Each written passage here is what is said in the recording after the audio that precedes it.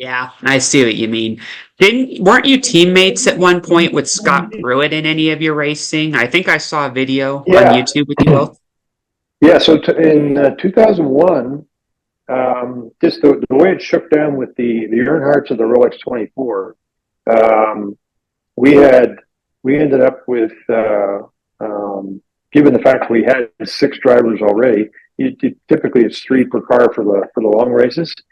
For Daytona, you could run more than 3. So Dale Senior, Dale Junior ran with Andy Pilgrim and Kelly Collins in what was then the 3 car, and then in the one time we ran it, the number 2 C5R, it was Johnny O'Connell, Chris Neifel, Frank Freon, and myself, and so we had a 4-driver effort. And yeah, so that was the tandem, or the group that's how they split it up then in adding the Earnhardts, and then we went on to need a 3rd driver for Le Mans and Petit Le Mans, and Scott Pruitt had some history with Chevy. Won the Trans Am Championship in '94, I believe, for Chevy and American Equipment Racing. And I certainly knew Scott from his Trans Am days, and so he was part of our first ever win for Corvette Racing at Le Mans in 2001. Yeah, it's pretty interesting, Yep. It's interesting as well how you guys were always close despite a few moments like running into the gravel at the Glen. What year was that?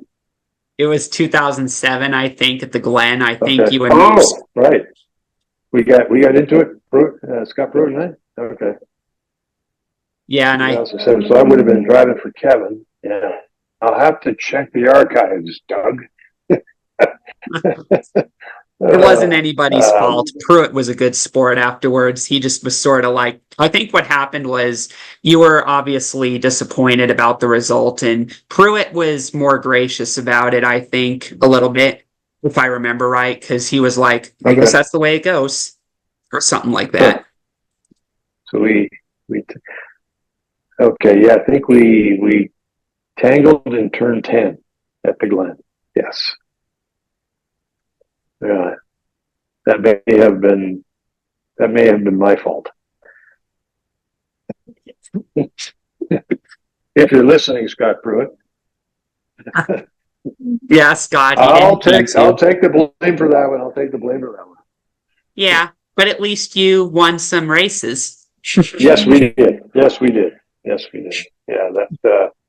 Yeah, I know, and when you talk about the friendships, you get, particularly with the race team, and the long distance racing, it's just an incredible bond that you develop, not only with your co-drivers, but with all the crew working on the car, and everybody from back then it was Pratt Miller, especially with Gary Pratt and his wife Robin, Jim Miller, Tom Mykrit, just terrific people, and you know the crew chiefs that I had along the way there, Bill DeLong and Dan Banks, and you know that you know, and for years the driving tandem for the 3-car was myself and Johnny O'Connell, and Johnny and I were and are very close, and saw him last weekend in Mid Ohio.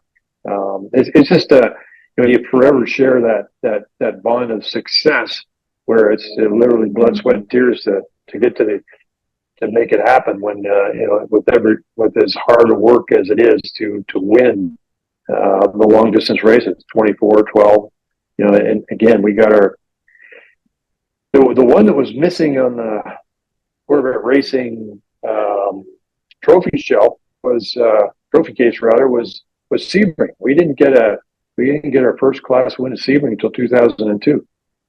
It was the toughest one to win. Again, yeah, it's 12 hours, it's half the length of Daytona Le Mans, but it's just a punishing racetrack for the car and the driver. Yeah, I know what you mean. What do you think of IMSA and how it's grown lately? Because it's growing as well. Yeah, no, incredible. They've you know, they certainly you know, under the ownership with the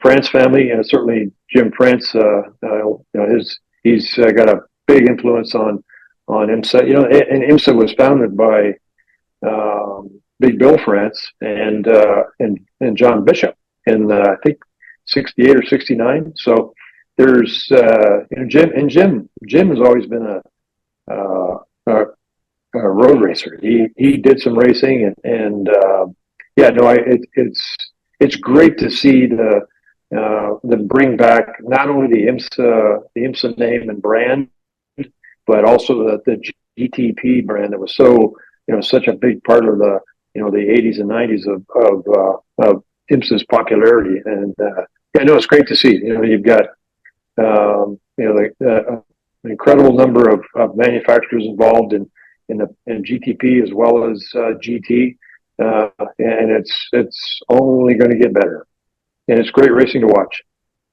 Yeah. I remember earlier this year seeing photos of IMSA and all the series in Long Beach and all the big names that were there. And when I saw those pictures, my thoughts were, I really need to get my ass back to the track. You know, as a race fan, Well, you're greedy and want. Yes. Well, if you're oh, it's starting to rain again. Oops. If you're ever north of the border, you're always welcome here at Canadian Tire Motorsport Park. We have an IMSA race here in a couple of weeks, so you're more than welcome. Yeah, Dust off your passport. What was that? Dust off your passport, Doug. Yeah. Mosport is actually on my bucket list of tracks I want to see races at, so I'll make sure I get my butt up there and support you all. But yeah, it's just I haven't been to a race. You might get a ride in a Z06. You know a guy. Oh, a ride with Ron Fellows. That'd be awesome. There you go.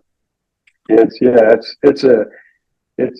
whether you're in the driver's seat or the passenger seat, it's a heck of a ride around 2.5 miles, 2.45 miles and 10 turns at this place. Yeah, it's an old school racetrack, bucket list track for drivers around the globe. And again, because of the elevation change and the long, fast corners, it's you know it's a big reason why Canada has produced a disproportionate number of great drivers is the amount of time you get to race here and learning a craft at a place like this. You can go fast here, you can go fast anywhere. And I'm not the only one to say that. I got that. That also came from Emerson Fittipaldi. Oh yeah, for sure. I also heard other drivers that have driven at Mosport as well, and I asked them the same thing if it's very similar to Watkins Glen, and the majority agree with you from what I've heard. Yeah, no, that was it. You know, those were, you know, they're not that far apart geographically, and you know, two of my favorites. Yeah, trust me, if I could ever get to Mosport and ride in the passenger seat of a race car around that big track, that would be awesome. Well, I can guarantee you can get in the right seat of a Z06. So we have a few kicking around here.